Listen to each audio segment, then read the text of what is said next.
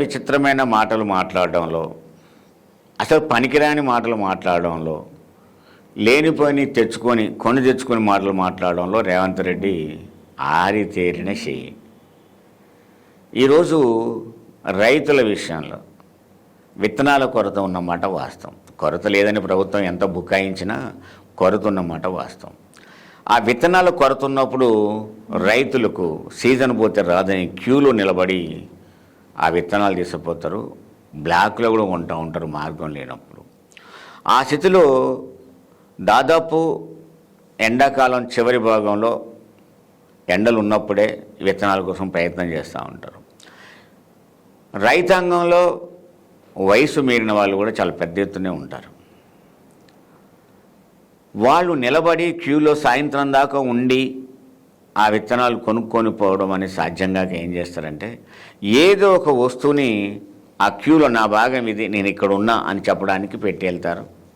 వెనకటి రోజులలో పల్లీల విషయంలో ఈ ప్రాబ్లం వచ్చేది. అనంతపురం ఈ జిల్లాలలో క్యూలలో ఉండేవాళ్ళు. క్యూలో ఉండి ఒక పెద్ద ఆయన చనిపోయిన విషయం కూడా మనకు ఆ రోజుల్లో తెలుసు. ఇప్పుడు చెప్పులో బ్యాగో కర్రో ఏదో ఒకటి అక్కడ పెడతారు. ప్రధానంగా అందుబాటులో ఉండే చెప్పులు కాబట్టి చెప్పులు క్యూలో పెట్టిపోతారు. అయినా దొరకట్లేవు. అవి సాయంత్రం దాకా ఉన్నా కూడా విత్తనాలు దొరకట్లేవు.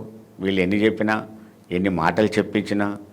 ఈరోజు తన పేరు మీదనే ఉన్న ఒక విత్తనం, రేవంత్ అనే విత్తనం 800 రూపాయలు ఉన్న అసలు రేటుని 2000, 2500 రూపాయలు బ్లాక్లో కొనే పరిస్థితికి వచ్చిందనేది కోడే కూస్తున్న వార్తలు ఇవి. అదే కాకపోతే రేవంత్ విత్తనం మా దగ్గర ఉంది, చాలా ఉన్నాయి, తీసుకుపోండి అని చెప్పి ప్రభుత్వం ప్రకటన చేయొచ్చు. ఇది అయి చేయట్లేదు, ఏది స్పెసిఫిక్గా చెప్పట్లేదు. ఏం చెప్తున్నారు?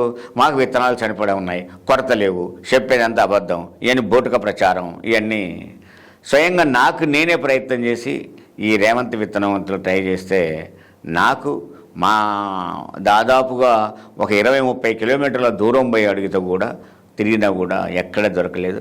2500 రూపాయలకు ప్యాకెట్ ఇస్తామని చెప్పేసి బ్లాక్లో అమ్మడానికి వచ్చిన విషయం చూసాం మనం. మరి ఇలాంటి పరిస్థితులలో రైతులను ఏం చేయమంటారు? క్యూలో నిలబడి ఉన్నదాన్ని తెచ్చుకుందామంటే చెప్పులు ఆడబెడితే విత్తనాలు రావని. మరి ఎట్లా వస్తాయో నేను అడిగేది రేవంత్ రెడ్డిని ఒకటే ఏంటంటే, చెప్పులు అక్కడ పెట్టి క్యూలో నిలబడితే విత్తనాలు రావు. మరి ఎట్లా వస్తాయో చెప్పు, అట్నే వాళ్ళు పోతారు, వాళ్ళు అదే ప్రయత్నం చేస్తారు. ఎక్కడికి వస్తే విత్తనాలు వస్తాయి అంటే అర్థం ఏంటి? చెప్పులు ఆడబెట్టుకోకుండా పోయి బ్లాక్లో కొనుక్కోండి అని అర్థమా? నువ్వే బ్లాకుని పిలుపునిస్తున్నావా? ఏం చేయదలుచుకున్నావు? రైతాంగాన్ని కష్టపెట్టినవాడు, రైతాంగంలో కళ్ళ నీళ్ళు చూసినవాడు బాగుపడంగా రాజకీయ చరిత్రలో ఎక్కడ కూడా లేదు. అందుకని చెప్పులు అక్కడ పెడితే విత్తనాలు దొరకమన్నావు. మరి ఎలా దొరుకుతాయో కూడా చెప్పాల్సిన బాధ్యత కూడా రేవంత్ రెడ్డికి ఉంటుంది.